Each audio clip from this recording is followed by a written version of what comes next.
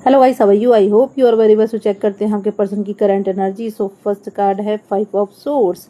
इस समय आपके पर्सन पास्ट की यादों और हुए चीट बिट्रेयल धोखे को लेकर ओवर थिंकिंग कर रहे हैं और ग्रहचारी की वजह से मल्टीपल प्रॉब्लम्स भी सफ़र कर रहे हैं। इस समय कलेक्टिव लोगों का नो कॉन्टेक्ट सिचुएशन या ब्रेकअप सिचुएशन चल रहा है।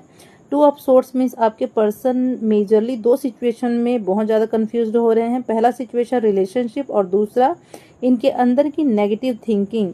इन कंफ्यूजन के कारण कोई भी डिसीजन नहीं ले पा रहे हैं। इस समय अपने सपनों को पूरा करने के लिए अपनों से बहुत ज़्यादा लड़ाई हो रही है।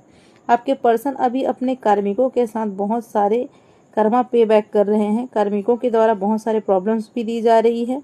इनके रिश्तेदारों की जिम्मेदारी जो ये लेकर चल रहे थे, सारे कुछ न कुछ इनको पाठ पढ़ा कर जाएंगे, सबक सिखा कर जाएंगे।